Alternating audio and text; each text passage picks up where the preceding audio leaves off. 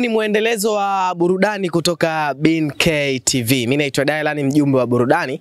Kama unafuatilia kupitia mara yako ya kwanza, hakikisha kwamba una subscribe YouTube channel ya BNK TV ili kuendelea kupata burudani nyingi sana ambazo zipo ndani yake. Hapa nimekutana na Ndutu. Mwenyewe siku hizi bwana, kupitia content ambazo amekuwa akizitengeneza ninamfananisha na Diamond Platnumz, na yeye amekuwa akijifananisha hivyo.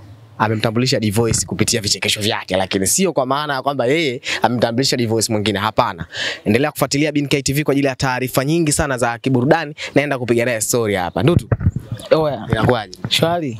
Kama kaa. Sio wangu muonekano wako huko mara ya kwanza mtu akikuangalia pap anasema kweli Chibu. Wewe zombie. Au sio? Au si bana basi Dangote. Hujui. Imekuwa ni ngumu kiasi gani? Nataka nifahamu mara ya kwanza unafikiria creativity huu. Ulifikiria nini kichwani mwako, kwa maana kwamba Diamond alifanya hichi nikaamua sasa na mimi niwe hivi ili nichekeshe watu kupitia muonekano wa Diamond Platnumz.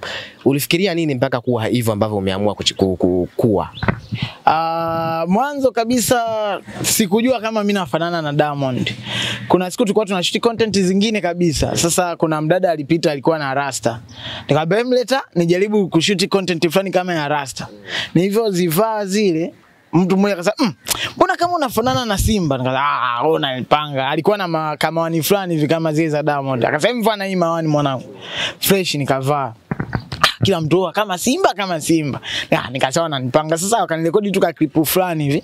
Kadogo, yani sikufanya chochote, kadogo nikakachukua.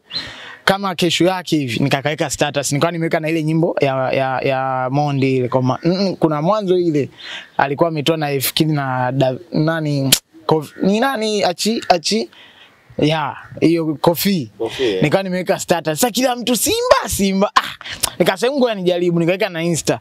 Tena na yeye hivyo ikaenda, nikasema kuna kitu hapa. Imekuwa ugumu kiasi gani kukopi vile vitu ambavyo amekuwa akifanya? Inakuumiza kichwa kiasi gani kila siku kutengeneza content mpya kupitia muonekano wa Diamond? Sasa yani tofauti, mimi sitaki kujifananisha na Mondi. Ndio maana hujaona mimi nimevaa chain, hujaona nimeweka ile meno kama yake, hujaona nimechora tattoo.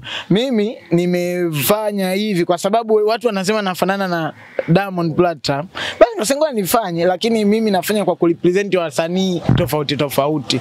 Ndio maana hata ukiona content zangu nafanya na watu wanasema Diamond anafanyaga hivyo. No, mimi natumia image yake. Watu wanaohisi ndio image yake kurepresent matendo mbalimbali yanayofanya wasanii. Okay. Naona upo na Divoice bwana, unamsumbua yule kijana. Tunajaribu kuashumu kwamba Divoice saizi anaweza kaa anafanya nini kutokana na hali iliyotokea hivyo. Tunatumia upepo. Asa upepo, tunatumia watu. Unajua Mungu analeta watu kwa sababu maalum. Sasa ndio upepo, yani mnaangalia kipi kina trend, kipi kinaendelea, ndio upepo wenyewe. Sawa. Tunatumia upepo kujitafutia chakula kidogo. Kazi zinasemaje? Ni mara ya kwanza mimi nimekufahamu na watu wengi wamekufahamu ni kupitia ile clip yako ambayo Mudi mara upo Kariakoo watu hawaibiwi Mudi. Content za namna hiyo siku hizi nimeona zimepungua zile. Ni kwamba sasa umeamua kuziweka chini, kuziua na kuja na content nyingine ambazo umezidi kujipatia mashabiki zako. Wanasemaga dancer mzuri ni yule ambaye anajua sehemu ya kushukia. Yani usisubiri mpaka watu wakwambie bwana hichi tumekichoka ndio uache. Mimi Mungu amenisaidia ni mtu ambaye nakuwa na content nyingi. Kwa hiyo sipendagi mpaka watu waanze kucomment acha hii content mbaya, Nafanya nikisha ichoka. Mimi